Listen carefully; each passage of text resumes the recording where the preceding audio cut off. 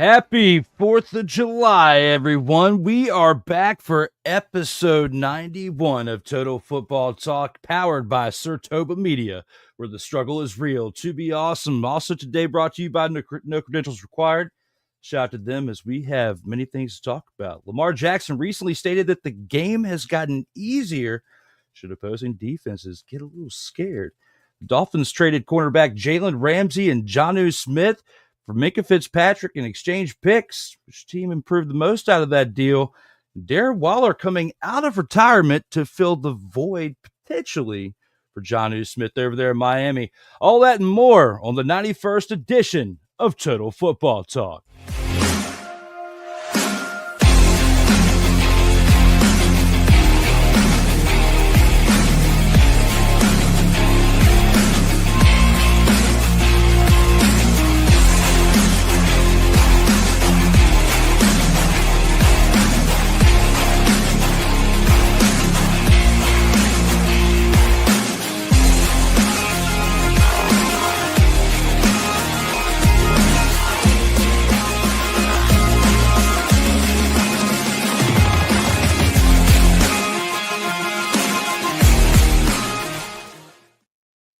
Oh, yeah, it's that time again, back for the 91st edition of Total Football Talk. I'm your host, Drew Willingham, and we have to introduce someone who's really not that much of a special guest anymore because he has his own intro.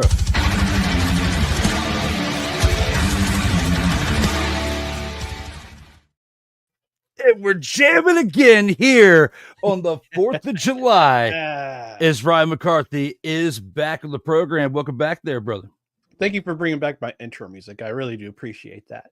hey, man, it's one of a kind. Shout out to Cole Johnson, as always, for making the great content out here, because that is definitely fit for you as we are here for episode 91 of Total Football Talk. Brought to you by Surtoba Media, where the struggle is real to be awesome. And we have many things to discuss here on this show. Let's go ahead and take it into the opening drive to start it on out, where we got to recap this past week 4 in Canadian football. All right, let's go. We got trips, right? At 42, 989. On two. Ready? And here with the opening drive, we're going to start it on out with what I'd have to say would be the upset of the week.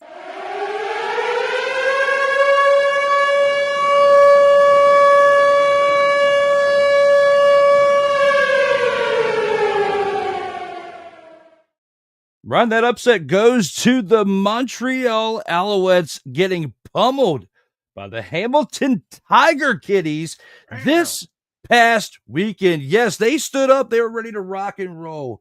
And Bo Levi Mitchell stood in 25 of 31 for 247 passing yards, 2 passing touchdowns, 1 carry for 4 yards as well. Old Man River getting it done on the ground. Johnny Augustine had 15 carries for 49 yards, along with 3 receptions for 63 yards.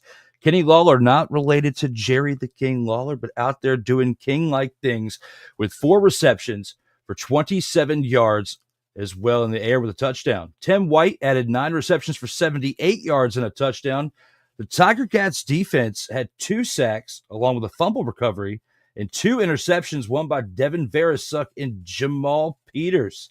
The Tiger Cats, though, had a total of penalties when it came to 10 on the day for 79 yards. It's a lot of penalties for a team that got the win. It could have been a lot more of a bigger deficit had they not had 10 penalties, in my opinion. But Mark Lehio Maehio added 2 field goals on the day out of 2 attempts, 2 and 10 points as a result of those field goals and extra points as well. McLeod Bethel-Thompson on the other side for the Alouettes had a rough day. 24 of 41 for 203 passing yards, a touchdown, 2 interceptions. He did have 3 carries for 19 yards, but it wasn't enough when you look at that in comparison to the Alouettes' total rushing, with everyone mustering up 10 carries for 38 yards on the ground. Cole Spiker, 6 receptions, 57 yards, and a receiving touchdown, along with Tyler Snead having 6 receptions for 55 yards. Couldn't quite add enough to help out McLeod Bethel-Thompson back there. The insurance salesman, as you say, had a rough day. The total penalties for that team was 7 for 68 yards, and the defense had 1 sack and 1 fumble recovery, but it just wasn't enough. Along with Jose Maltos, 3 field goals out of 3 attempts for 10 points. Looking back at this game, how did the Tiger Kitties beat your Montreal Alouettes, Ryan? Simple. It was the Tiger Cats defense. That defense was lights out this game. They forced 2 turnovers that turned into touchdowns. One of them by their rookie, which was my runner-up for Dog of the Week, by the way. I'm bringing up the stats right now in terms of the game. But we both chose poorly when it came to our predictions last week. That's for sure. In terms of this game, because I said, the Tiger Cats, they're not playing great right now. Montreal's on a tear. Yeah, that was not great by us. But their rookie, Devin Verasuk, had an interception return for a touchdown. We had a fumble recovery for a touchdown by the same Tiger Cats defense. Devin Verasuk, by the way, who was the number 2 overall pick in this year's CFL draft, so he was highly touted when he came out of I think it was Western Ontario University. So I was watching a little bit of that game and had some stats on him, but he was one of the best defensive. I think it was the number 1 ranked defensive lineman with the CFL draft. So during the combine, but it was just predicated on the defense of the Hamilton Tiger Cats putting pressure on the Montreal Alouettes. A little home cooking doesn't hurt either. But the law offices of McLeod Bethel Thompson, I thought veteran quarterback coming in. He'll be pretty good again, pretty good backup to Davis Alexander, who is out. He'll be out again this week against the BC Lions, by the way. A little news on that when we talk about that game, but I thought veteran quarterback, former USFL quarterback, actually was the USFL 2.0's single season passing leader.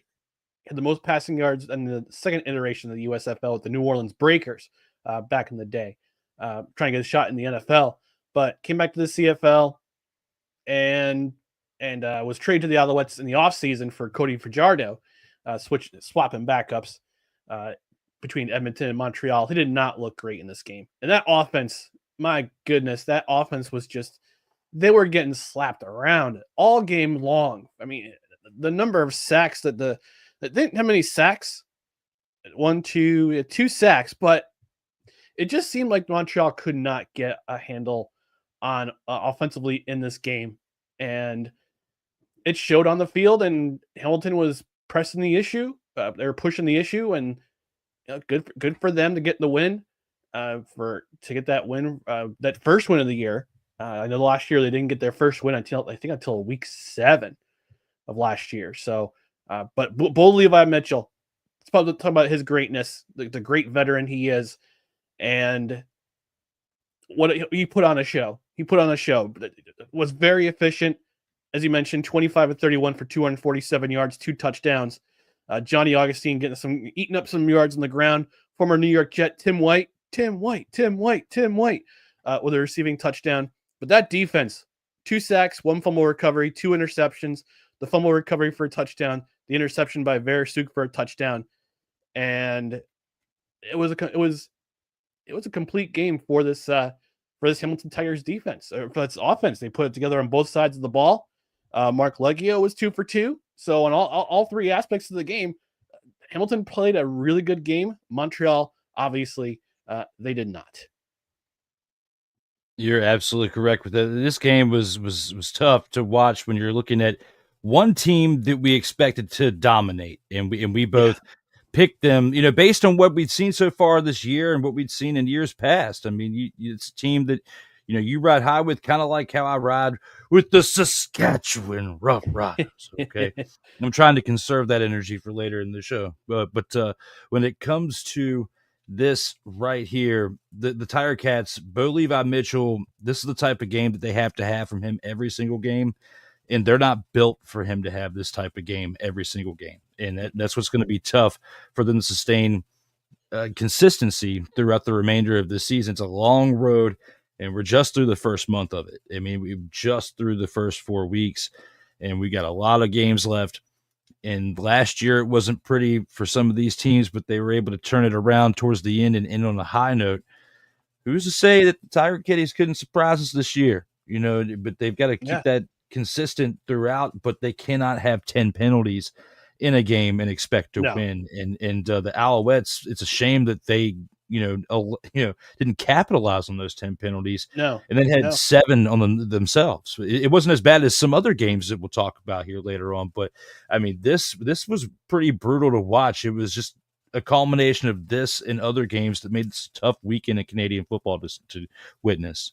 Yeah, and we talked about Montreal, how they've been dominant the first 3 games of their season, and they just did not look like themselves in this game. The defense is usually flying around, getting picks, causing sacks, causing all sorts of disruptions. But 1 sack and 1 fumble recovery, and forcing no interceptions out of a seasoned veteran named Bo Levi Mitchell. I mean, you saw how efficient. Again, come back to his efficiency. He only had 6 incompletions, so he carved that secondary up. And I gotta give him full credit to that veteran, the wily veteran.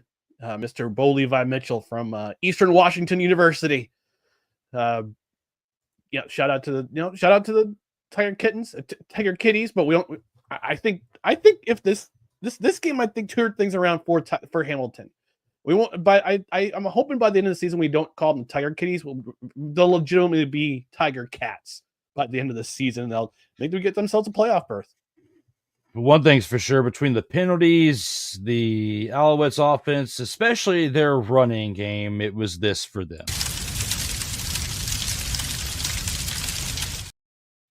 And they absolutely deserve to take the...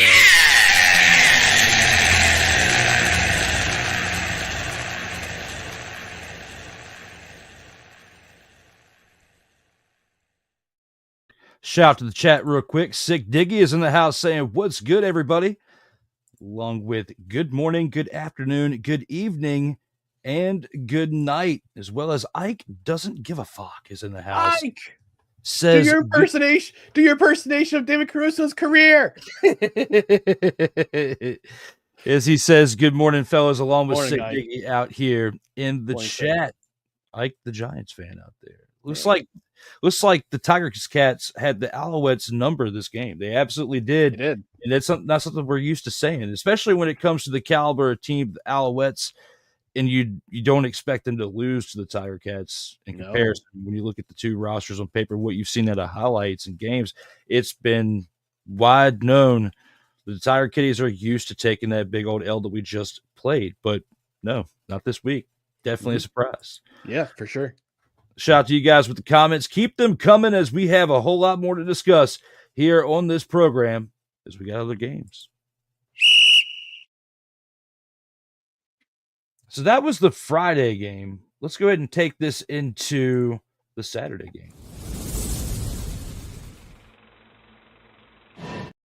There's 1 game per day, and yes, my bad. I forgot to click the Friday slide, but we have a Friday slide for that. I'll try to get that hot and ready into the rotation for next week. But for the Saturday game, we have taken a look at the fact that we had 2 teams that we expected to have a better contest than the last one that we saw the night before, and that was the Saskatchewan Roughriders hosting the BC Lions, and they beat them down pretty good. This was another game where penalties affected it from start to finish. Ryan, you know it, and I know it just from watching this game right here. It was tough. It was absolutely tough. We had different quarterbacks playing as a result of, things that had transpired in the previous weeks. And, this Saturday contest, 7:00 p.m. Eastern time in Saskatchewan, we expected better, and we did not get better. But Jake Meyer, 13 of 23 for 170 passing yards and a touchdown. Not usually the type of numbers that you see out of a winning quarterback, but he did not turn the ball over, did not throw any interceptions, so good for him.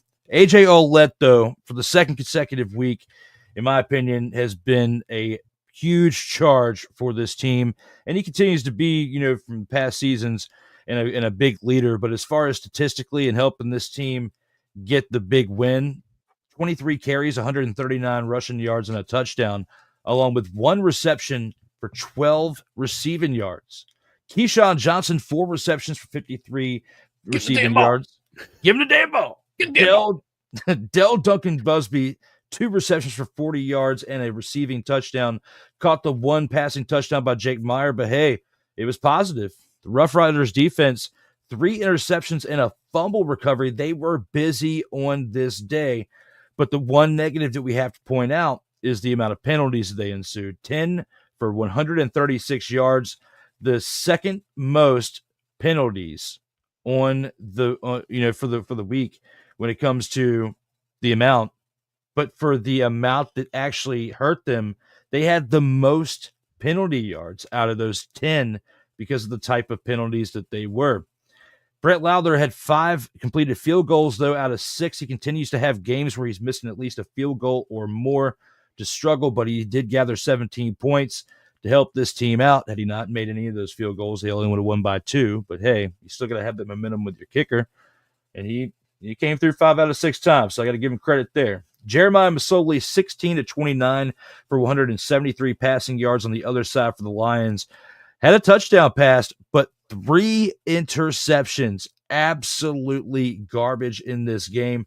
1 carry for 7 yards, along with the carries for James Butler as the running back had 17 of those for 123 rushing yards and a rushing touchdown. He was the highlight pretty much of this offense that couldn't really muster anything up because their quarterback kept letting them down, especially in the red zone.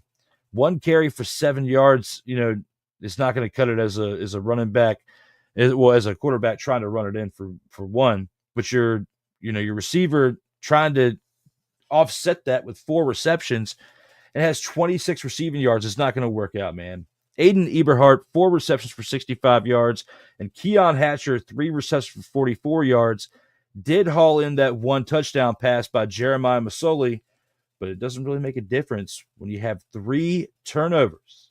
Lions defense, 3 sacks on the day and had the most amount of penalties, 14 on the weekend, but second most as far as yards, costing them for 124. Sean White was perfect for field goals, 101 for field goals on the day, 4 points. But besides your running back and the fact that you were at 100% in accuracy with your 1 kick, there's really not much else to look at with this team outside of Keon Hatcher's touchdown. Ryan, looking back at this game, am I a homer for saying that my Saskatchewan Roughriders are a team and a force to be reckoned with in 2025? No, you're not. I totally agree. I completely agree with you. Saskatchewan has been very impressive this year, and as of today, they're the only undefeated team remaining in the Canadian Football League, based on last night's result. We'll talk about that a little bit later in the show. But this was just a dominant performance on both sides of the ball. And we talked about Hamilton's performance against Montreal on Friday. This was an absolute... Actually, let me correct myself here. From the last play of the second quarter on, this was an absolute dominating game by the Saskatchewan Roughriders. Both teams were a little bit slow in the get-go. BC actually had a lead at one point in the game. They were up 7-6 at one point in the game. But Lawler kicked a field goal to go ahead and did that pick 6 return for a touchdown to end the first half by Campbell to wrap up the second half. And then Saskatchewan gets the ball first in the second half. And they just kept it going with a long drive in the second half was capped by the touchdown by Willette. And they just kept it going. Yeah, they had 2 more picks in the second half. Roland Milligan, our boy, Roland Milligan, had a pick, almost brought it back for a touchdown. But just to say, this game was just an absolute. It was a steamrolling from the last play of the second quarter onward. And I do have to give credit where credit's due, though. Last week in this program, I said that I think Saskatchewan was going to have I'm going to say an easy time, but they're one of the best rushing defenses in the league. BC chewed them up. I got to say, I was impressed by the run game of the BC Lions. 123 yards for James Butler, former Hamilton Tiger Cat, and a touchdown. But it was a late touchdown. The BC tried to get things, was trying to keep it consistent because I think they knew about Jeremiah Masoli's his flaws, and those flaws were evident in this game. He threw a touchdown. That's great, but he also had 3 interceptions. One of them was a pick 6 that turned the game around, turned it on its head.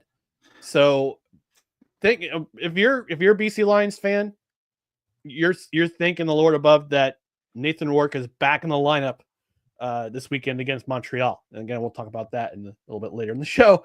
But this was an overall impressive performance by the Saskatchewan Roughriders from in the second half, especially in the second half. Not Jake Mayer. Actually, no, I gotta give credit to Jake Mayer because this guy was basically run out of Calgary, and the Roughriders bring him in they needed a backup for Trevor Harris, who is and hey, Jake Mayer played an impressive game. His stats don't look sexy. 13 to 23, 170 yards, had that 1 touchdown. But I think he needed a half to kind of get settled in this offense because this is a new offensive system for him. But I give him full credit. He had that 1 touchdown to Duncan Busby, who got his first touchdown in the CFL. You can tell that this team wants to play for each other. They want to play for their head coach Corey Mace, who, yes, he addressed those discipline issues that happened in the game. They had 2 unnecessary roughness penalties towards the end, and they had 1 misconduct or 1 objectionable conduct, which is equivalent to I forget which penalty it is and see it in the NFL right now, but but this performance was just it was impressive from the second half on. And also got to give a shout out to Brett Lothar, who had a really nice bounce back game. Was struggling at the onset. We talked about this last week. He's been struggling this season, trying to get the kinks worked out. 5 for 5 in field goals. So nice bounce back game for him. Get his confidence back up for the run that's going to happen for the rest of that. I have a feeling for the rest of the season that Saskatchewan, they could possibly win the West and possibly get themselves a Stanley Cup, a Grey Cup appearance in their arch rival Winnipeg in November. I don't want to get too excited as the fan side of me with this to get too hype on them right now. I want to give it another 4 to 6 weeks before I really let it sink in. I mean, even teams that have won 10 games in this league have fallen off. So if they were to start 10-0, so looking at it for what it is, I'm gonna still enjoy it, enjoy the ride. But covering it has definitely been fun. Watching the highlight reel after the game, especially Ouellette running the ball. He's absolutely been a monster out there and absolutely crushing it. And when it comes to the quarterback play by Masoli, this is literally what happened with that team as a result.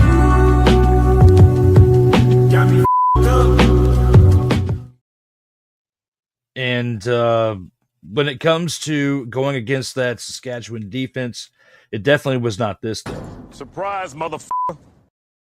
Because they have been clicking on all cylinders since this season started, that being the Saskatchewan Roughriders. For that, go ahead and take it on into the next game. That's on Sunday.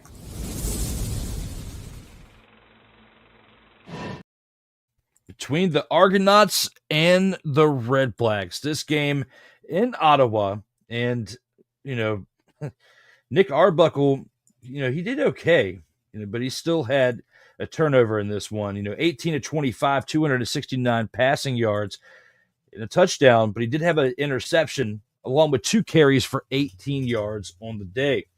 The Argos rushing, another team that struggled when it came to getting yards on the ground. 12 carries for 30 yards on the day, and they still found a way to win the game because Ryan Hunter had 1 reception for 1 yard and a touchdown. That's your person who scored the 1 touchdown for Arbuckle is the main ones who led and set it all up. DeVaris Daniels, 5 receptions for 96 yards. DeMonte Coxey, 2 receptions for 82 yards. You know, they had the stats, but they didn't quite get it into the end zone for the Argonauts. The defense, though, is what kept them in this one, you know, along with the fact that Ottawa just could not move the ball on offense, or at least into the end zone.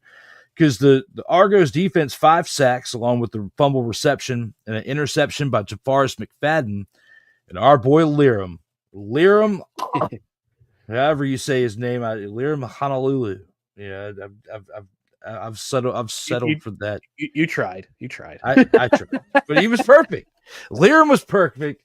2 for 2 on the day on field goals, contributing 9 points to his team. It's just enough for the Argonauts to get this win, but it wasn't pretty. It was along the list of games from the past week 4 that just were not fun to watch.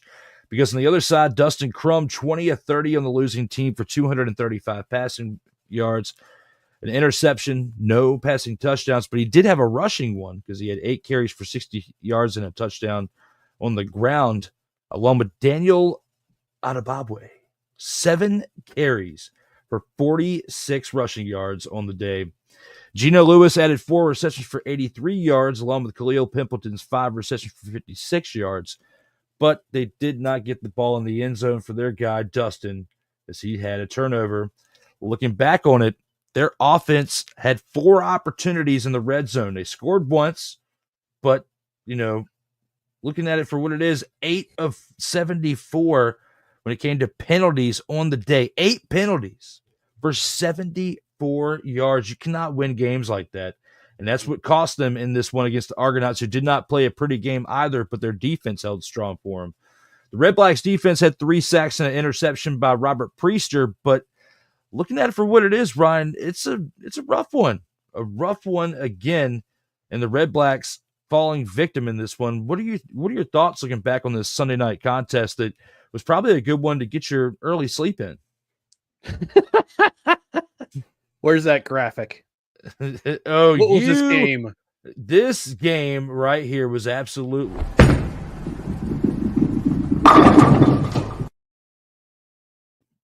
And once again, appropriately enough, the red and black shoes. You take away that fumble recovery for a touchdown. You also take away that blocked field goal for a that was returned for a touchdown. Ottawa wins. But say your prayers, Redblacks fans. And I just looked it up. I just did a quick research on Twitter while Drew was giving the stats. Drew Brown was in full practice mode yesterday. So it looks like he will play against the Edmonton Elkamos. Shout out Rod Peterson on Sunday night. and you better thank the Lord above that Drew Brown is quickly healed, because this team without him, and I said this last week, and I think I said that the week before, without Drew Brown, this team offensively cannot get it going. They cannot. And it shows in 130 rushing yards total for the team. That's great. 235 passing yards. Okay. It's pedestrian for this league, but also you got to take advantage of your opportunities. And they did not take advantage of any opportunities, like you said, in the red zone. They had 4 trips to the red zone, 1 touchdown. Again, and again, the blocked field goal, they got taken back for a touchdown. The fumble recovery, taken back return for the touchdown. If you're not protecting the ball, you're going to lose. And they had 3 giveaways in this game. They had a fumble, that fumble recovery, forced fumble, which was recovered, interception, and a turnover on downs. That's 3. For giveaways, you don't want more than 2 in a game. Nope. And you also want to protect the football. Again, you want to protect the football and also give full credit to the Argonauts defense. Even with some of the injuries they had, they still managed to get 5 sacks out of their defense. So this was indeed a bowling shoe ugly game. And I feel pity for those who who are paying a ticket to watch this game in person. I was actually listening to the game on the radio while I was mowing my lawn Sunday night. So this was not a great game for Ottawa, and I had Ottawa pegged as a possible Grey Cup contender. I had them. The full offense. Drew Brown was really great last year. Great stats last year. Didn't they got to the Eastern semifinal, but the second half just got away from them. But I thought they could possibly put things together for a run this year, and then so far, that run is only going to be helpful if Drew Brown is in the lineup, because this team is the complexion of this team on offense is much different if Dustin Crum is running the offense, and it was evident in this game. It absolutely was. It'll be interesting to see if they can turn this around, because their season is not starting out that great. They keep playing like this, they're going to get comfortable with taking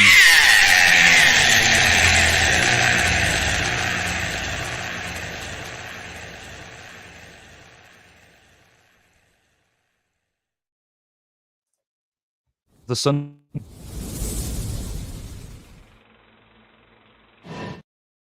And now it's time to move it on into the Thursday game.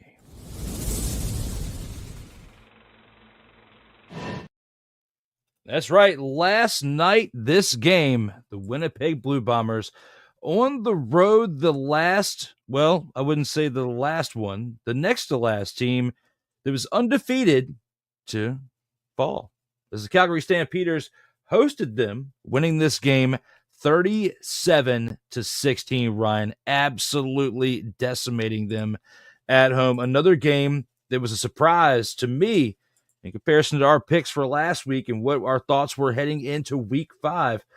Vernon Adams Jr. showed up, and that's what he had to do in order to get this win. 13 of 18 on the day, 222 passing yards, not a lot of throws, but he only had 5 incompletions, did not have any interceptions thrown in this game. Last week was not that great. He had a turnaround in this one. 13 of 18 again for 222 passing yards, 2 passing touchdowns, 1 carry for 8 yards on the ground. Speaking of on the ground, Dedrick Mills, 18 carries for 93 rushing yards and a rushing touchdown, along with 1 reception for 5 yards as well. Jalen Philpott, 2 receptions for 75 yards in the air, along with Tevin Jones, 4 receptions for 49 yards. Clark Barnes added 1 reception for 43 yards and a receiving touchdown. He made the best of that 1 reception, took it to the house for over 40 yards. And Damian Alford also had 2 haul-ins for 22 receiving yards and a receiving touchdown. The Stampeders defense, 2 interceptions on the day. Damon Webb and Derek Moncrief were those that did that, but beyond that, they were kind of quiet. They didn't really have much pressure on the other side. No sacks, no forced fumbles, just 2 interceptions. Zach Collaros, 34 of 48, throwing nearly 50 times in a game. This is like Bo Levi Mitchell-like stats. 288 passing yards, a touchdown, and 2 interceptions. It's like him and Bo Levi traded places for the week. That's literally what it looked like. What happened in this game for Zach Collaros, 2 carries for 18 yards on the ground as well. Brady Oliveira at 13 carries for 61 yards and added 6 receptions for 51 yards, totaling over 112 total yards on the day, but did not, or 102 yards on the day, my bad. But Kevin's Clericus, did I say that name right? Clercius. Kevin's Clercius. Yeah. 10 receptions for 78 yards in the air for this team. And Nick Dembski added 9 receptions for 74 yards, but it just wasn't enough because they let Jared Stern get that 1 hauled-in touchdown on the day out of 7 receptions for 49 yards. The Blue Bombers had a total of 5 penalties for 45 yards, which wasn't too bad, but when you look at that in comparison to the Redblacks in the past game, who had a 25% red zone completion, the red zone completion for this team and the Blue Bombers, 1 out of 3 attempts. Sergio Castillo had 3 perfect field goals out of 3 attempts, mustering up 10 points for this team. But looking back at last night's game, Brian, Do I need to click this graphic yet again? No, Oh, okay. actually, you don't, and I'll tell you why. This was we've talked about the last 3 games being multi-score games in terms for the final result. 14 points on the board, or actually 12 points plus the conversion, were put on the board by the Calgary Stampeders because of their defense. Their defense had 2 interceptions. They're both taken back for pick sixes. Damon Webb, Derek Moncrief, former Saskatchewan Roughrider Derek Moncrief, by the way. But the defense was playing great last thing. And here's a fun fact. So here's a fun fact for you, Drew. So this week is very important for the Calgary community. And I'll tell you, and because they have the Stampede, the Calgary Stampede happens once a year, usually around it actually starts today. This is when all the cowboys get together, get the rodeos, the horse shows, the wagon shows. So the Calgary Stampeders, in their infinite wisdom, said this year, you know what? Let's do this year. Let's play a game before the Stampede Festival starts. We'll call it the Stampede Bowl. Brilliant strategy, because I think they had more fans in this game attend this game than they had, I think, the previous last year of all last year in terms of like games, in terms of games attended. They had 22,000 in the stands at McMahon Stadium. So okay. This was a great move in terms of marketing, in terms of getting your name out, saying, hey, before the Stampede starts, come to a game.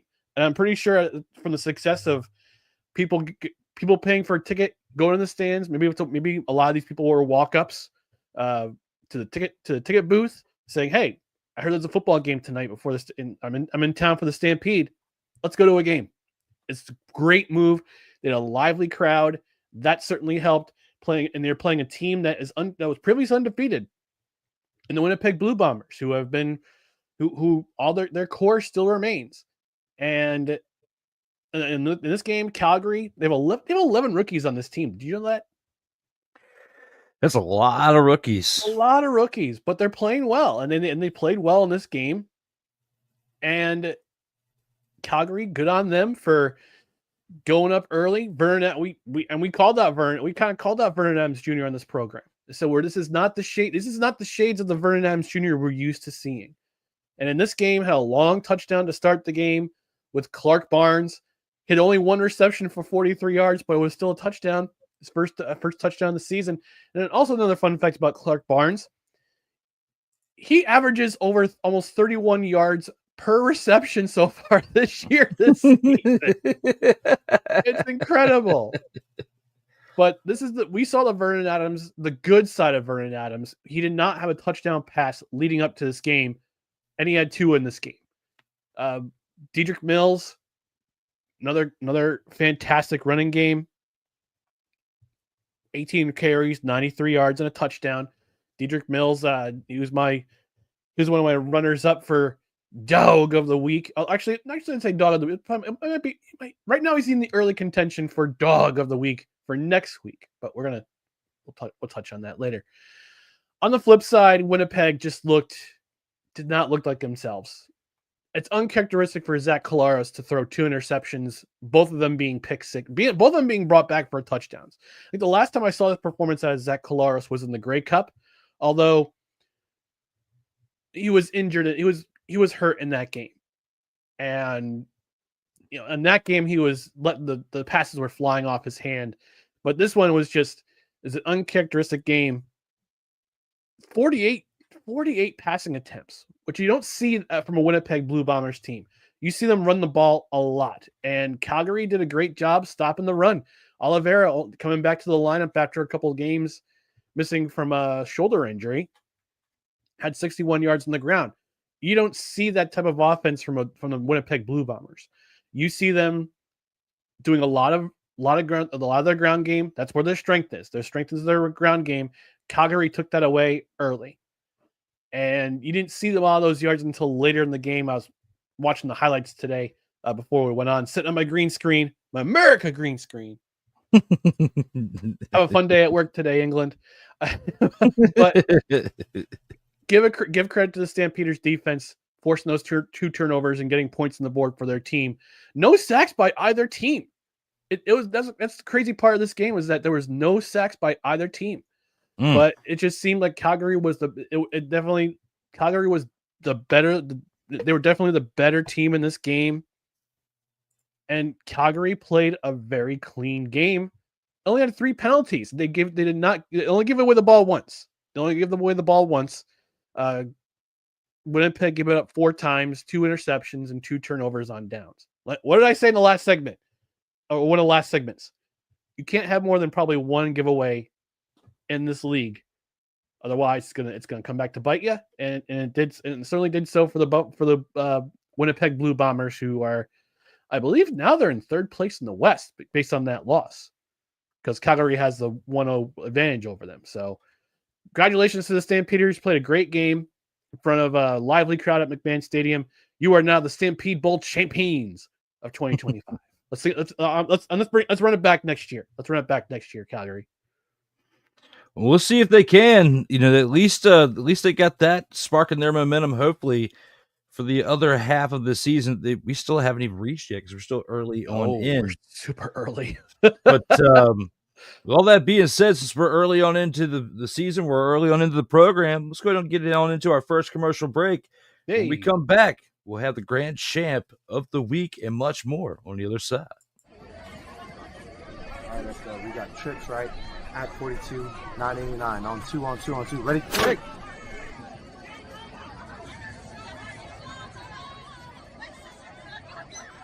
We're just getting started. Total Football Talk will return right after this. Join Ryan McCarthy. I became a Jets fan because Kermit the Frog was my favorite Muppet because he was green, and the Jets wore green. That's how I became a Jets fan.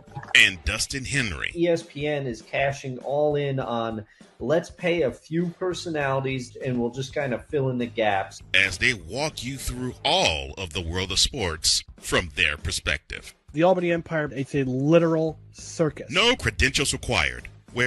Ryan, say the tag. Where you don't need a press pass to talk sports. Live every Tuesday at 8 p.m. Eastern, 7 p.m. Central on YouTube and where you can find podcasts.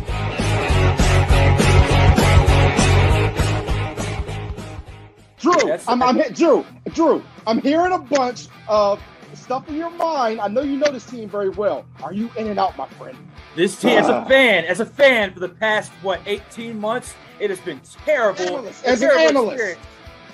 As an analyst, going through the experience as an analyst and also as a closet fan of the Washington football team, formerly known as the Redskins.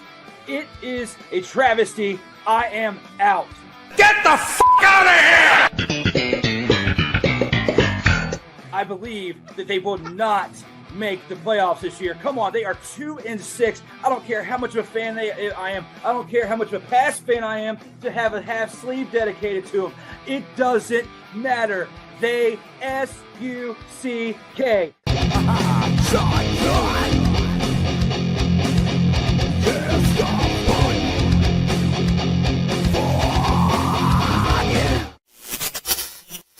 Hey, what's good, everybody?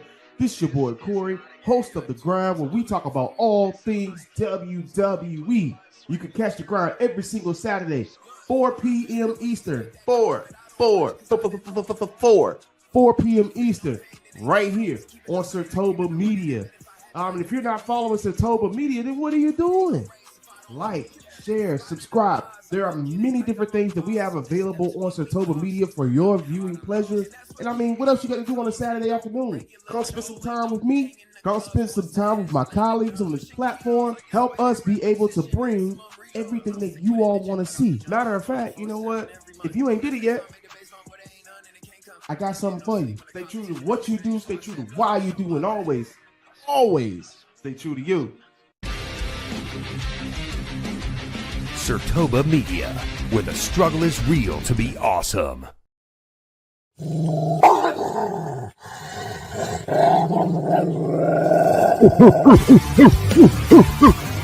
Oh, yeah. It's that time. We are back with the grand champ of the week. With that being said, it's Ryan's turn to give his take on the grand champ of the week. All right. My grand champ of the week was very simple in my mind. It was Argos defensive back rookie out of Ithaca College, home of the Bombers, Derek Sluka. Derek Sluka had not one, but 2 returns for a touchdown. First, the 105-yard fumble recovery for a touchdown in the second quarter of their game against the Ottawa Redblacks. Then, a little bit later, a blocked field goal that got taken back 120 yards for a touchdown. That is incredible. And I'm pretty sure at the end of the game, Derek had himself a beer and some time in the cold tub, because that's a lot of running for defensive back. You don't see defensive backs do a whole lot of run. I mean, you do see them running in the game when they're trying to cover wide receivers. But this guy had a great game, highly touted rookie, had a great camp, earned a job with the Argonauts, and it shows in this game with those 2 recoveries for a grand total of 225 return yards. My guy, it's a good college, Derek Sluka, my grand champ of the week. That's a great pick right there. I would definitely salute that pick. It was tough to compete with that one, but mine I had to make for the second consecutive week. My pick, AJ Ouellette, 23 rushes for 139 rushing yards, 1 rushing touchdown, along with 1 reception for 12 yards in the air. He knew what his assignment was and absolutely delivered for a second straight week. MVP of this offense on the ground so far for this season for the Saskatchewan Roughriders team. My pick for the second week, I can't say it enough, because he has been an absolute beast. And look at the mane. He has got a long set of locks, which makes what we saw in this past commercial, this guy, a little jelly, because I don't have this hair anymore, as I cut it a little over a year ago, and I haven't cut it since, but long way to go to catch up to AJ Ouellette here in this graphic. Not because of the hair that he's my pick for 2 weeks in a row. It's because of his stats and the impact that he makes to that offense. My pick, big old AJ, the running back for the Roughriders. Nice. Thank you, guys. We're here on the 4th of July. He's got the background. I got America Made over here. Rocking America here for the 4th of July. We got many more things to discuss here on this program, but that's the grand champ. And next, we're going to take it on into the Gridiron Scoop.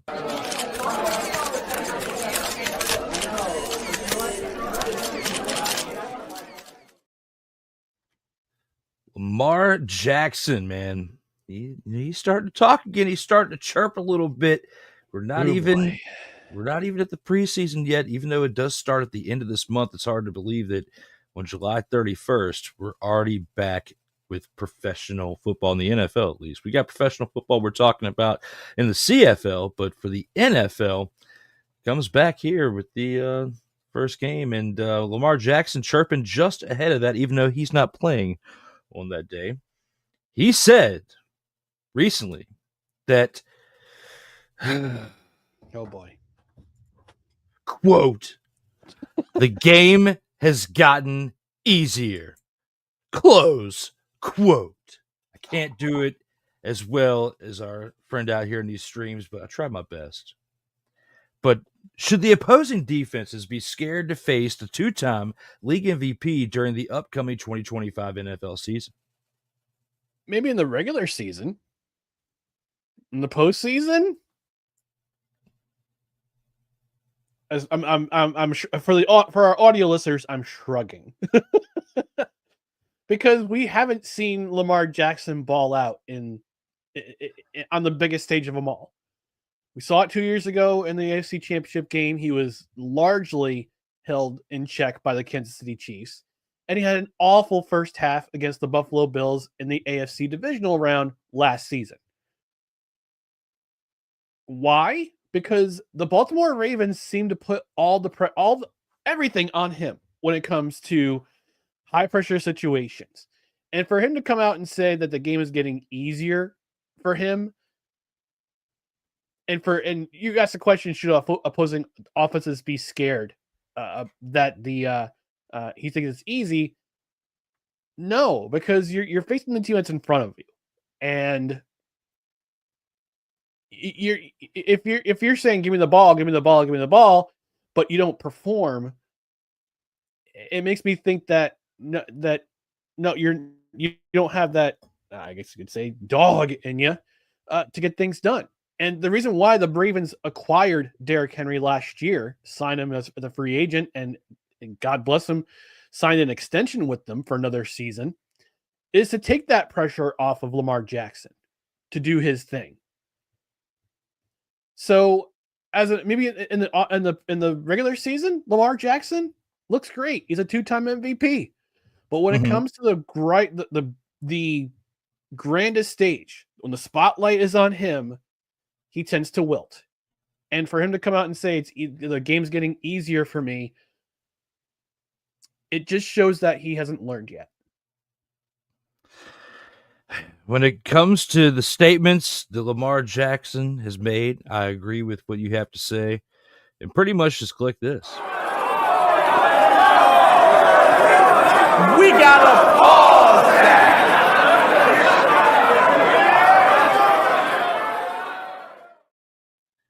Stop the cap. Stop it right now, Lamar Jackson. Stop it. Because as the kids would say, stop the cap.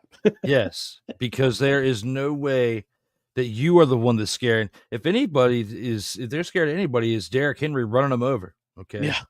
They're more scared of him, just like you. So they had to make that adjustment last year and pick him up because they needed more balance to that run game, because they couldn't just lean on Lamar Jackson because it kept failing each and every postseason. Well, they got Derrick Henry, and it just wasn't quite enough. Lamar Jackson needs to put his money where his mouth is, because he's been doing enough talking. Yes, he's got 2 MVPs to back up his performance during the regular season. But like you said, regular season MVP is not paying dividends in the offseason. So we'll have to see how things turn around. But I agree with you. I don't think that the opposing teams are scared of Lamar Jackson. No. Oh, my bad. That's okay. No, I'm about to say my co-host on No Credentials Required, Dustin Henry, we talked about last week. We talked about last Friday. We had our happy hour edition, and he talked about his top 10 stories coming into the 2025 season, and he wondered if the acquisitions of Jair Alexander and DeAndre Hopkins were going to pay off. And I said, and I kind of answered the question, no, it's because it's going to be predicated on how Lamar Jackson handles himself in the playoffs and in clutch situations. And even Sick thinks the Ravens are going to need more running backs to help carry their running game. Yeah. They had that depth. They had some depth. I mean, if I remember correctly, I'm trying to remember who his name. Hang on, I'm looking his name up right now. They the other Justice Hill. Justice Hill was their I guess you could say by default their third running back, but he did pretty well last year himself with giving Derrick Henry some reps off. So he's a pretty solid running back. You can rely on him for to help carry the load, so to speak. Apparently, Lamar Jackson in the playoffs showed up more than his ex-girlfriend did anyway. But That's my guy Dan Cruz. He's with the Time to BS podcast. He's great. He's a great guy. Dan is absolutely crushing it out here in the comments. Shout out to Dan for being here with us on this 4th of July. As he also says, what's more likely to happen? A running back wins MVP or the first defensive MVP since 1986? Running back wins MVP. I would love to see another defensive MVP, because the last one to get the MVP as a defensive on the defensive side of the ball was Lawrence Taylor. If Saquon played week 17 last year, or week 18, my apologies, do you think he would have won the MVP? I think he should have won the MVP first in the first place. I think because he set up if he played week 18, then yeah, he would have won MVP. He already had the 2,000 yards, but he could have broken the record. Yeah, and but they won the Super Bowl. They got it. They made the right move. You can't question it now. But looking back on it, I think we would have seen that come into fruition last year in comparison to the what ifs. But yeah, defensive MVP, we're not going to see anybody else like Lawrence Taylor, man. Like, and especially the impact that he made on the game. Definitely a great question though that he posed right here. And one more that I'll bring up before we get to our next topic here. It says, Ryan Drew, did you leave out milk, cookies, and Budweiser for Kurt Angle and Kid Rock last night? Also, Marlboro Reds. Yeah, Drew Sluka is going to need a beer, cold tub, and some Marlboro Red. And speaking of Red, he pointed out the fact that he loves how we had the same microphone. I would like to point out I had mine first. You did have yours first. I've only had mine for I think I've had it for a couple of years, because I've got mine on the July Prime Day in 2023. I got mine. It was 2021 or 2022. It was before I left. When I worked for Geek Squads, before I left the company, got the discount on it before I went to where I'm at now, because it saves money where you can, and I'm glad I did. Indeed, it saved like $40 getting it while I was still there. But yeah, long story short, we do have the same microphones. But that being said, we're going to take this into our next NFL topic. The Gridiron Scoop is all NFL, because we don't want to completely talk about CFL throughout the entirety of the show. But hey, we got that little mix up here. We're going to take more coming. There's more coming though. NFL. Hey, yes, more CFL definitely is. Speaking of things that are coming and going, trades, man. Trades are still happening in the NFL, or at least they did back on the 30th earlier this week. The Dolphins traded cornerback Jalen Ramsey and tight end Jonnu Smith, along with a 2027 7th-round pick, to the Steelers for safety Minkah Fitzpatrick and a 2027 5th-round pick. Between these two teams and the trade that just went down at that time, which team improved the most out of this deal for the long term? Neither of them.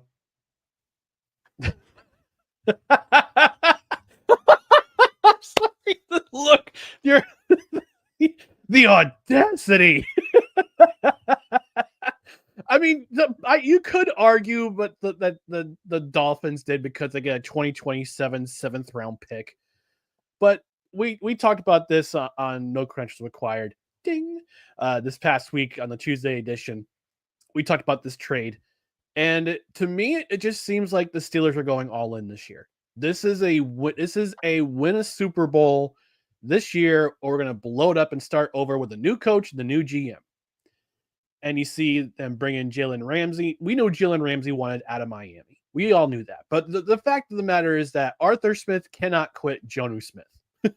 That is a fact. He's been there pretty much wherever he goes. Stop. Yeah. He can't quit. He cannot quit Jonnu Smith. And part of this hilarity is that Minkah Fitzpatrick goes back to the team that he was drafted by the Miami Dolphins, coming out of the University of Alabama. And then he wanted out because he couldn't get a contract and went to the Steelers for a couple of first-round picks. But now he goes back to Miami for a veteran in Jalen Ramsey, who's getting a little bit older. I mean, neither of these teams neither of them really panned out in terms of, because another team's getting younger. Another team is, arguably you can say that with the 2027 7th-round pick. A 2027 7th-round pick. But neither of these teams get younger. The Steelers are in a win-now mode. And the Steelers just kind of add to the payroll of what is the most expensive defense in the National Football League. So, in my eyes, I don't think either of these teams really improve themselves in the long run. Again, save for the Dolphins, who get themselves a 7th-round pick 2 years from now. But again, it just shows that the Steelers are in a win-now mode. We're a win now or blow it up next year mode. And the Jonnu Smith was just a cherry on top of the cake that was this trade. I think the Steelers are trying to be like the Buccaneers of 5 years ago, the Buccaneers of COVID year, when they got, their ace quarterback in the offseason with Tom Brady. They're making moves for weapons that he would like to have on the offense, tooling up the defense just enough to improve it to where it once was. Because, Tom Brady stepped into a situation where the team was pretty formidable before he got there, but they didn't even need to make a few adjustments. The Steelers, they aren't the league's worst, but they were like middle tier starting, out into this offseason, and they still needed to make more moves. And you did get an additional tight end that they were talking about for weeks that was going to potentially find a way to come in, and that was Jonnu Smith. The Jalen Ramsey and Minkah Fitzpatrick trade for one another within this was definitely, a surprise, but not when you think about the off the field and on the field somewhat issues that Minkah Fitzpatrick has brought to the Steelers, the attention that Tomlin does not want to this team, in a negative way. So I'm not surprised now really looking back at that factor of it, but Jalen Ramsey, the fact that the Dolphins traded him, they must have really wanted Minkah to come back home to Miami, considering that's where he was from to begin with. Yeah. And here's a fun fact about Jalen Ramsey. He has given up the most yards to one receiver and one receiver only over the past couple seasons. Guess who that receiver is? Who's that? Garrett Wilson. Guess who the Steelers play in week 1? The New York Jets. Who have Garrett Wilson. And it's been the hype around Aaron Rodgers facing the former team, which I don't know if it's going to be that good for you, Mr. McCarthy. You know what? I'm kind of glad it's a 1 p.m. game and not a Sunday night or a Monday night game.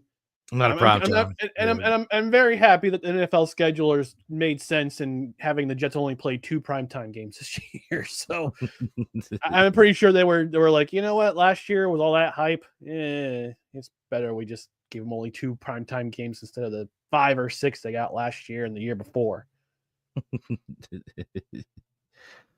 Well, when it comes to these pieces that were moved around, it's definitely pretty interesting to see how it's going to pan out for 2025. But with that being said, we're going to take this into our last topic within the Gridiron Scoop. That is us actually impacting another team that was involved in this trade. Tight end Darren Waller's coming out of retirement, traded to the Miami Dolphins. Will this move completely fill the void left by the departure of Jonnu Smith? Ooh. Not in the immediate. Because remember, Darren Waller's coming out of retirement. Now, for reasons unknown why he retired, I think part of it is I think he wanted his body to heal. Part of it is the emotional healing he had from his divorce from Kelsey Plum. It was a very publicized divorce. And I think he just needs some time to get some space mentally and again physically heal up his body. Don't forget, a couple of years ago, he was one of the best tight ends in football with the Las Vegas Raiders. Can he come back to that form? I really don't know. Does it fit? It definitely fills a position void in terms of, hey, Miami, we just give up our best tight end. Who are we going to bring in? All right, let's convince Darren Waller to come out of retirement from the Giants and then send him a draft pick and trade him to trade him and pick him up. Now, will it be a good immediate effect? No. He's going to need a full training camp to get himself back into shape. I'm pretty sure he's stayed in shape thinking about coming back to the NFL, which, hey, God bless him. Good for him if he wants to come out of retirement and play and try to give it a second go around. But he's going to need to get in shape. He's going to need to learn this offense, which is a very fast offense between Mike McDaniel's scheming and everything else. But I also kind of wonder if this is just Chris Grier trying to save his job, because Dolphins fans have wanted Chris Grier gone from this team because they can't protect their quarterback. They've been begging for someone to protect Tua Tagovailoa the last 2 seasons. He's oft injured, and they just can't seem to put a veteran offensive lineman there, or draft someone who's a complete stud on the offensive line side of the ball. So no, this won't. It fills a void in terms of positional need, but he's not going to. I don't think, and I've been wrong a lot lately, and I'll own up to it if I'm wrong again. But I don't think he'll have an immediate impact for this offense. Yeah, he's not going to come back like Gronk did with the Buccaneers after a year off and make that type of impact. Even though it took him a while, it took him the first 4 to 6 weeks of that season to really get going. He started off a little slow, so we could expect the same out of Darren Waller, but this Dolphins team is not built the same as that Buccaneers team was, and the Steelers, who were involved in the other end of that trade, are trying to be like the Buccaneers of 5 years ago. Yep. The Dolphins have a long way to go, and they pretty much just have Tua throwing to Tyreek Hill at this point. And you don't even know what you're going to get with Tua after, he went down last year, after having a solid 2023. 2024 was rough. We'll see if Tua can bounce back. A lot of question marks over there in Miami. We'll have to see how it pans out for them, but at least we do know one thing. There's a guy coming out of retirement, and he's not being a snowflake about it.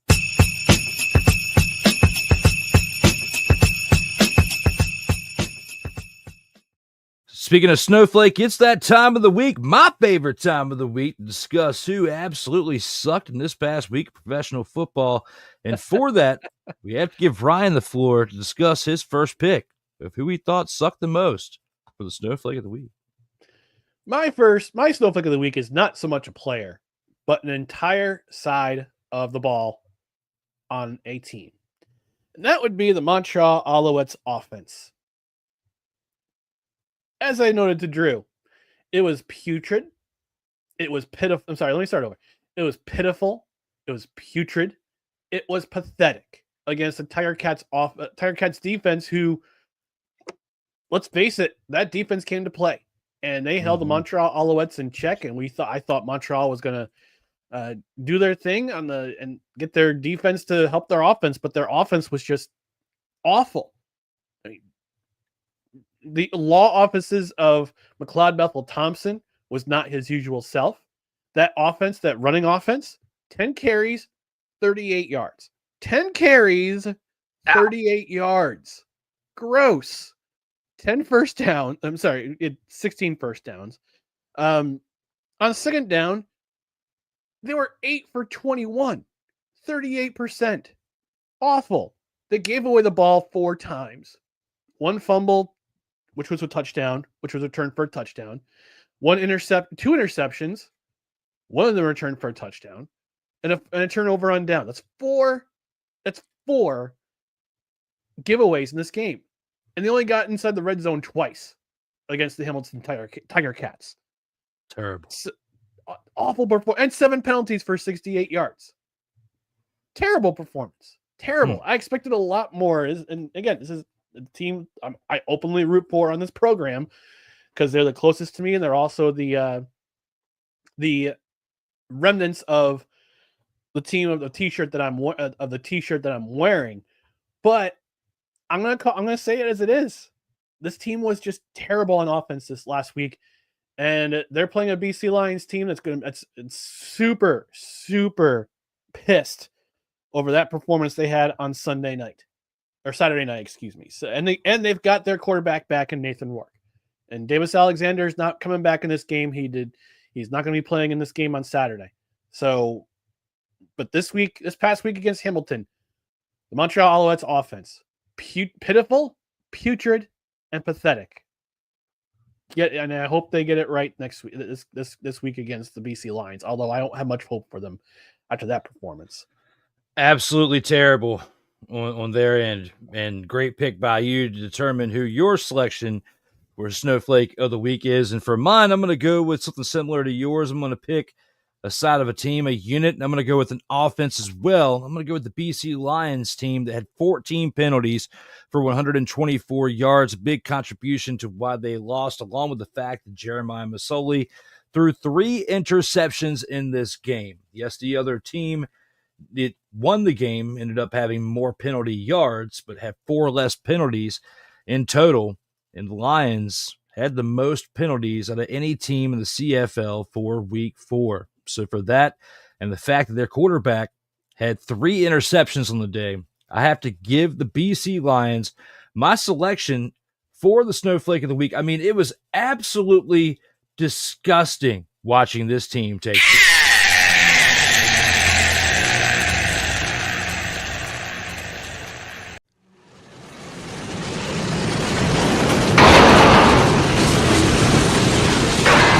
Oh, my brother, testify.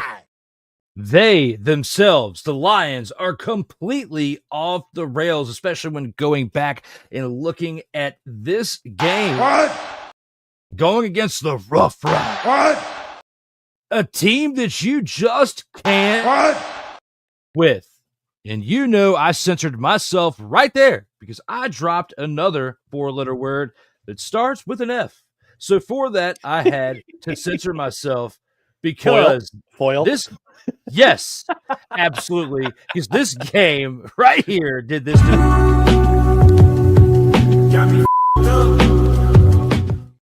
You know, those of you out there that tried to find some type of humor within this shitastic game right here, you have to look at this. You like that? You like that?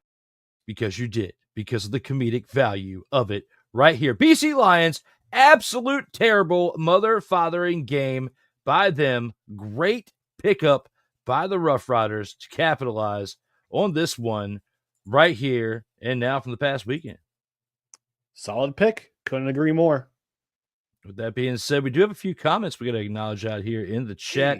Mickey Delaney's in the house saying, good morning, Drew and Ryan. I'm going to the YMCA to look like you two awesome people. I guess he's been seeing your workout videos on YouTube. Hey. I mean, on Facebook. Yeah, I've been getting up early, hitting the gym, and the results are starting to come through, and I'm slimming down some. Just slim down summer for Mr. McCarthy. That's what I'm talking about. Congratulations, my man. You got to make some room for the hops so you can have some of your creation that you're going to be brewing on up there. You got to save a little room for that. I bought my recirculation pump kit this week, so I got one more piece down, and I can get a couple more pieces. I can start brewing. Yeah, that sounds awesome. I look forward to seeing the progress with that. As Sick also says to Mick, talking about his YMCA visit, give my best to the village people at Mickey Delaney. You know it's fun to stay at the YMCA. I don't want to get you hype on it right now. I want to save this energy for my post-game take because I have something to bring up. But before we do that, we do have to take one last set of messages to look at. And when we come back, after that's 2-minute drill in the post game, and we'll wrap it on up. See you guys here on the last set of these messages.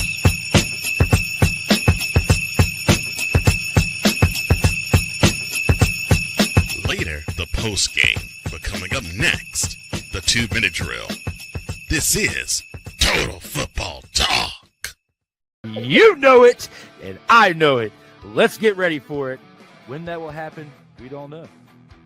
I'm telling you. I mean, look at the bottom of the graphic. Look at this man. Look at him. He's like a Dollar Tree Charlie Chaplin or something. Like, I mean, it's just ridiculous.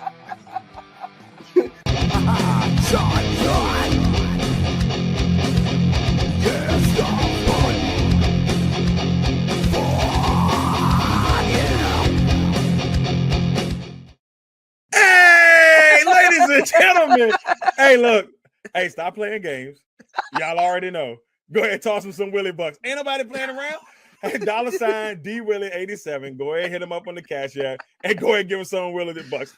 Look at Drew looking stoic, ladies and gentlemen. Stoic on that $10 bill. So go ahead, slide my man over some Willie Bucks, and we good. That's all I'm saying. We good. How about some Willie Bucks? Sertoba Media, where the struggle is real to be awesome. In a world where chronicles of the past are brought to the streams, whether the content is relatable or completely beyond your realm of life, there is no shadow of a doubt that this show is absolutely full of shenanigans. Get ready for D. Willie in the evening, this Sunday at 10:05 p.m. Eastern. exclusively on Sartoba Media, where the struggle is real to be awesome.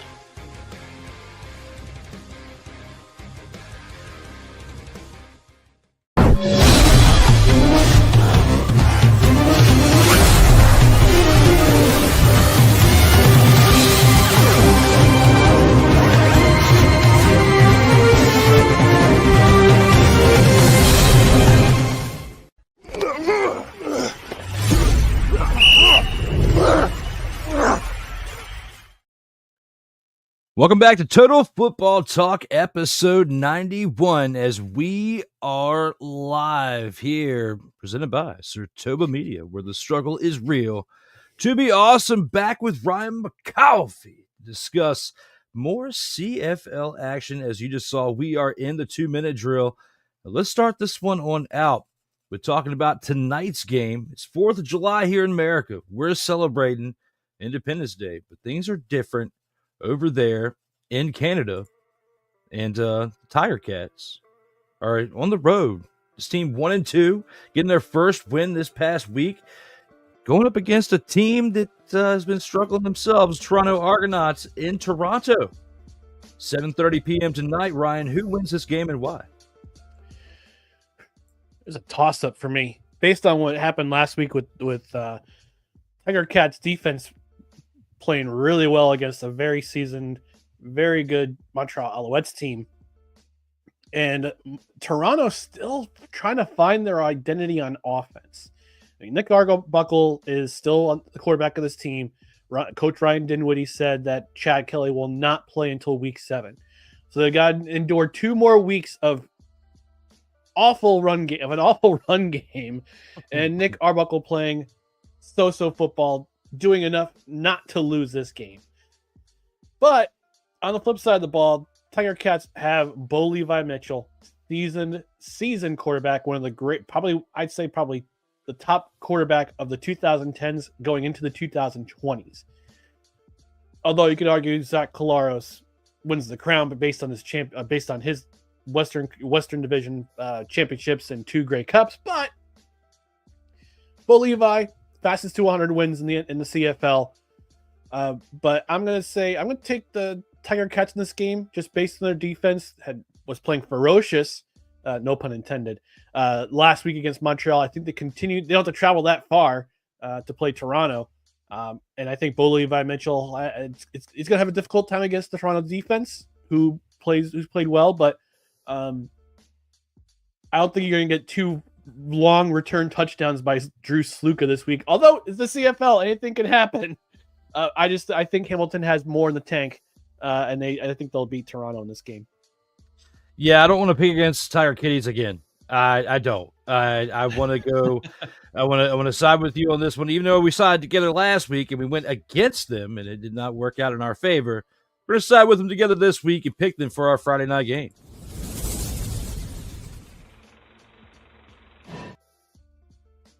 Told you I had the transition in there. Hey. Locked and loaded, even though I missed it earlier. It's here now. That's our Friday game. Who's giving them the business?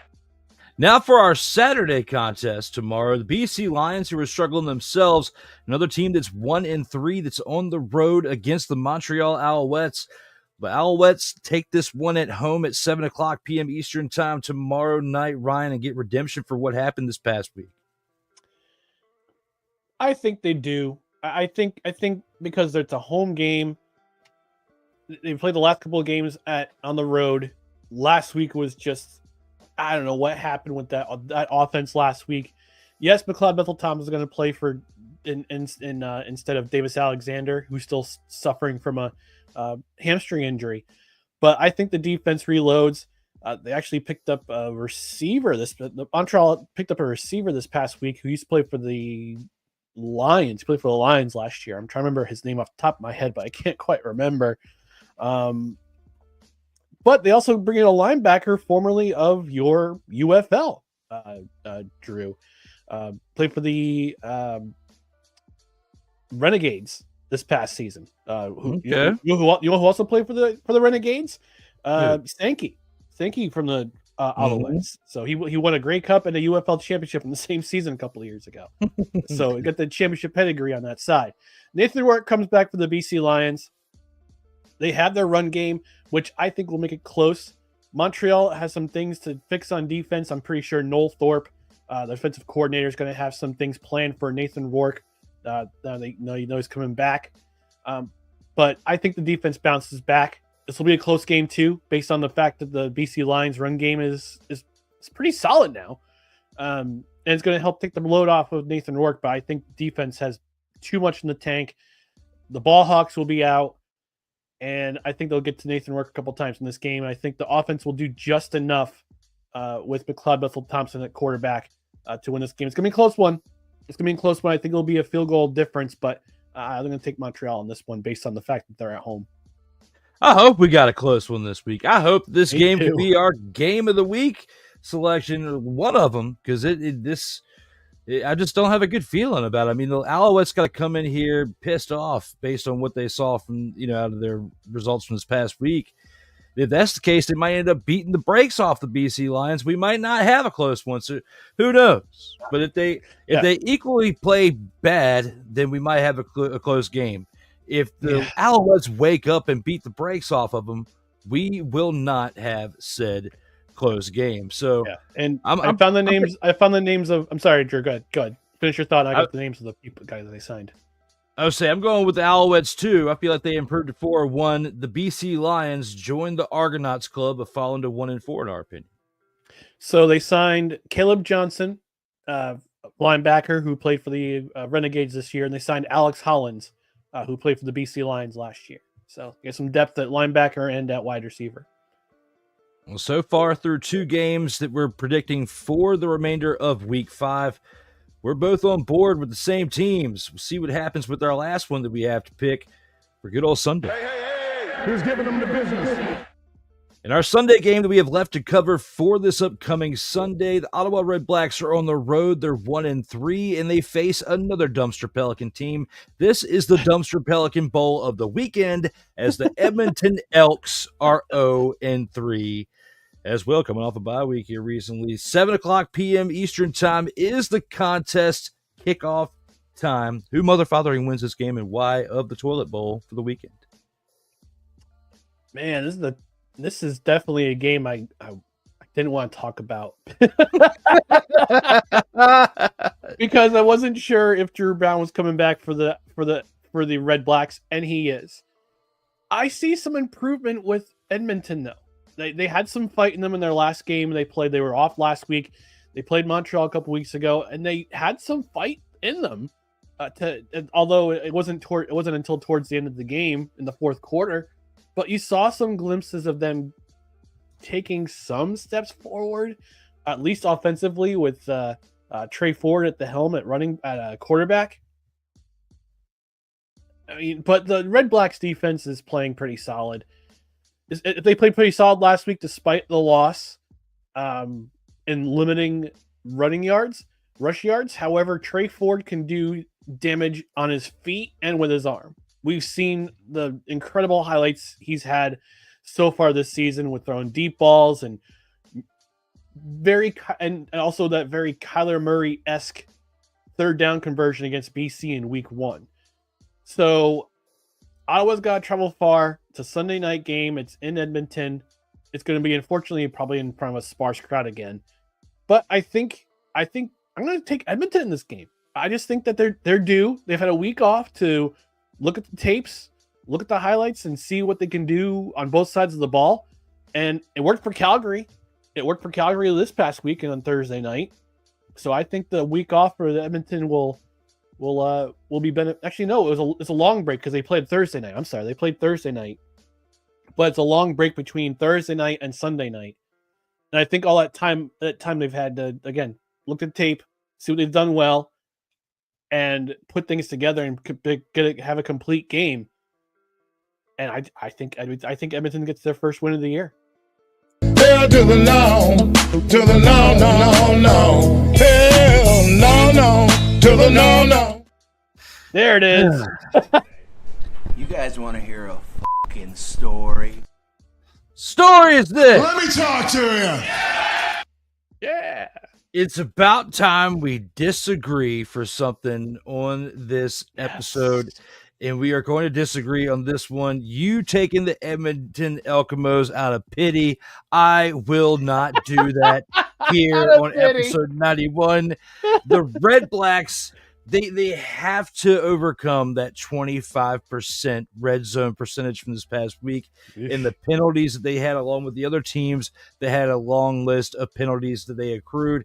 The Redblacks are going to beat the expletive out of the Edmonton Elks. That's what they're going to do. They're going to beat the expletive out of these former Eskimos that for some reason they changed to the Elks. Stupid. But they're going to go back. It might help them win because they did terrible last year. They're on pace to do terrible again. It's not looking good for the Edmonton Elks. The Redblacks, they got embarrassed last week, and they've been embarrassed in all three of their losses this year. They're 1-3 for a reason. The Elks are just 0-3 because they suck. The Redblacks need to kick it up a notch. They're going to do it here in Edmonton. I'm going with the Redblacks and disagreeing with you on this week. Oh, my brother, testify.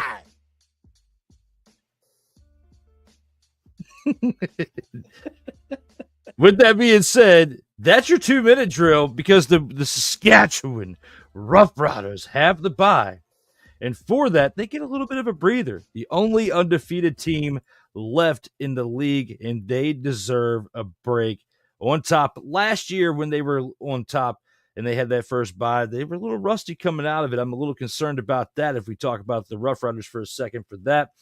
But we'll have more to break down for them coming off of the bye when we discuss them next week.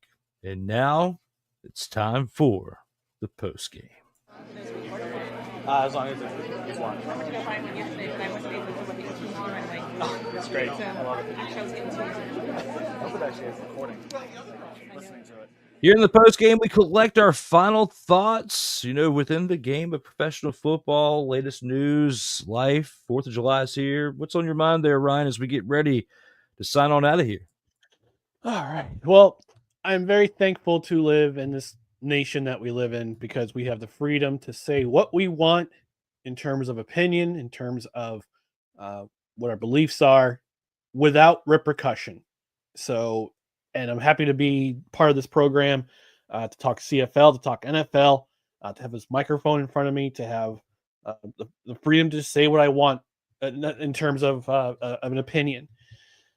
So last week I mentioned the Arena Football One Championship, the Arena Crown, as they called it, not the AF1 Championship. They called it the Arena Crown, between the Albany Firebirds and Nashville Cats. And on a personal note, I'm 5-1 when Albany plays. When I go to an event where Albany hosts hosts a league championship, going all the way back to Arena Bowl 13 in 1999. I was there for that one with touchdown Eddie Brown. Had the game of his life. And the Albany Firebirds, they completed the perfect season. They finished 10-0 in the regular season. They won their semifinal game, and they won the AF Arena Football Crown on Saturday afternoon. And I have hope for this league. And they had some kinks to work out this year. They started with 12 teams. It got whittled down to 10 because a couple teams weren't ready to make their debuts yet. Montreal, the Kings, they were supposed to be an expansion team this year. They postponed it to 2026. Same with the Stockton Crusaders. The Arizona Bandits couldn't find an arena to go to play in. They withdrew 1 week before the league started. Wilkes-Barre folded a month before the kickoff, and the Orlando Predators just said we're out of here. They're in a legal dispute with AF1 right now. So we had 10 teams this year. I'm sorry, 1, 2, 3, 4, 5, 6, 7. We had 8 teams this year, and I give credit where credit's due. The 8 teams that stayed: Firebirds, the Cats, Corpus Christi, Southwest Kansas, Salina, Billings, Oregon, and Washington. They stuck around. They played their seasons. Albany dominated for pretty much from pillar to post, which culminated in their AF1 win on Saturday afternoon. And I have to give a shout out to Coach Damon Ware, who I feel the happiest for him, because in 2023 with the old Albany Empire, we finally lifted the curse of Antonio Brown, because that stink was on that city in arena football for a very long time, for a couple of years. And Damon Ware got caught in the crossfires. A lot of the members of the current Firebirds team got caught in the crossfires of him being the sole owner of that team, missing payroll, missing paychecks, not giving them the respect that they deserve. But a lot of them came back. A lot of those guys came back, and they're part of the current Firebirds team, including quarterback and league MVP Sam Castronova, who had an excellent game on Saturday afternoon. But I'm curious to see where this league goes from here. And I know they announced expansion for next season. They got a couple teams that are coming back. They're going to be playing next year, including there's going to be a team in allegedly there's going to be a team in Ohio and one in Michigan.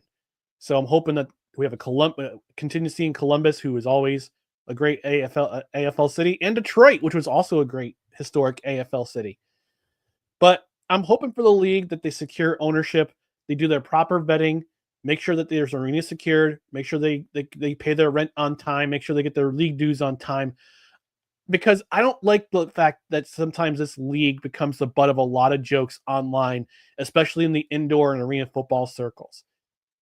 And I hate it for my city, especially because the Albany area, we've been a pillar of arena football for a long time, since 1990. And I want that to continue. I want Albany to be a strong arena football city.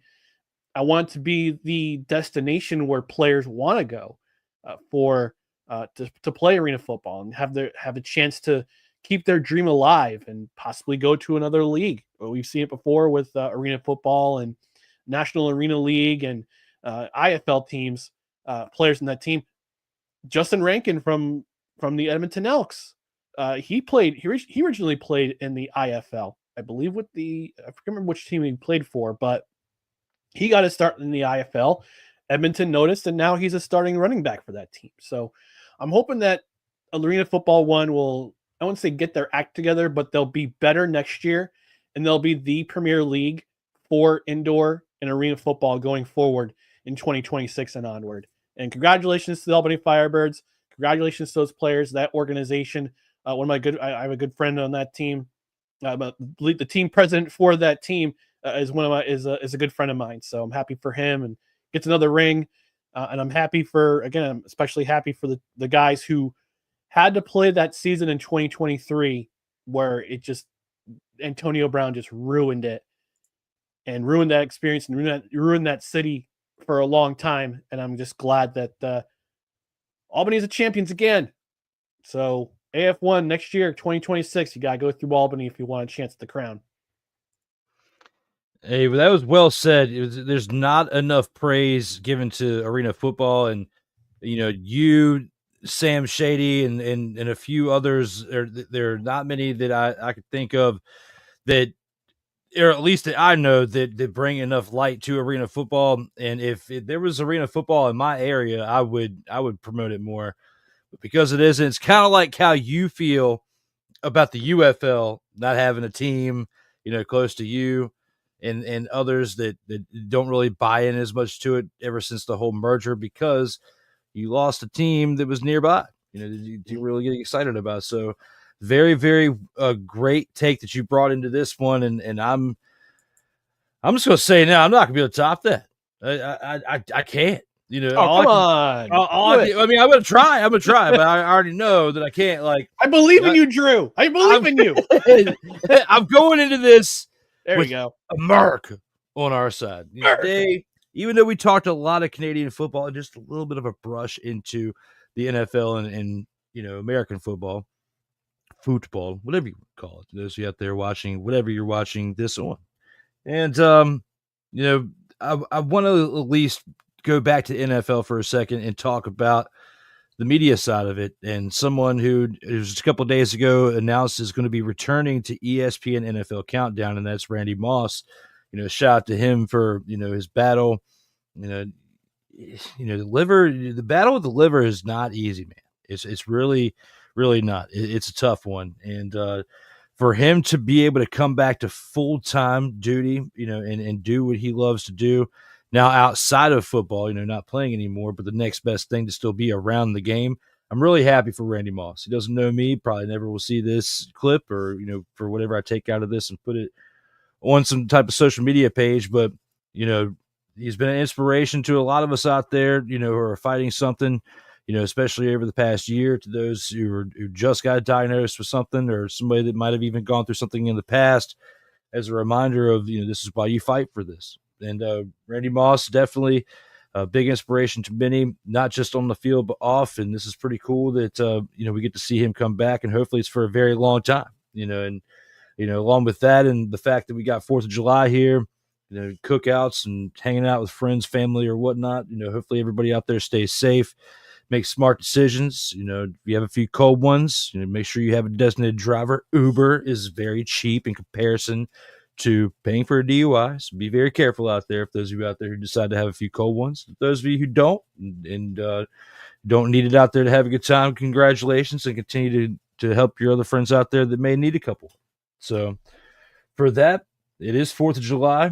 And I did show 2 episodes. Well, I wouldn't say 2 episodes, but throughout the 2 commercial packs, I introduced you guys to. This is, the episodes returning very soon. So we're going to have to get the No Credentials Required crew, you and Dustin, back up on there for an episode. It's going to be within the next 4 to 6 weeks. It'll be in August. But I'm starting the announcements now.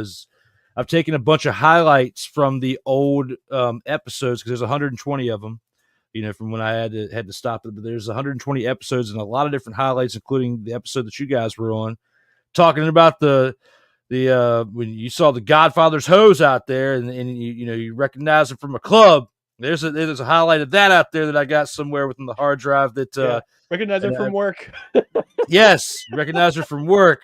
And she's one of the Godfather's hoes. It was hilarious. But we've talked about many things here on episode 91, and we wanted to keep it short for you guys out there who are watching, because it is a holiday and you got many other things to do out there and watch and see and partake in things in America, or if you're like Sick Dicky in a different country, not even celebrating Independence Day, but just enjoying the content on a regular day for that person in that place. Thank you very much for participating, being here in the comments, and showing love to us out here in the chat, whether you're doing this live or you're in the replay comments. We greatly appreciate you taking the time to be here, as always, in support of our craft. We've only got one more thing left to do, and that's look at the outro. Next week we got episode 92, more CFL action to recap, and a whole lot more of the length of a season. But within a month, we have preseason NFL action, Ryan. So we have that to look forward to. A lot of football still left in 2025. We'll start talking about it again next week for episode 92. For Mr. McCarthy with his badass intro that he has now for each and every time he is back, I am Drew Willingham. Everybody, as always, please stay safe out here in these streets.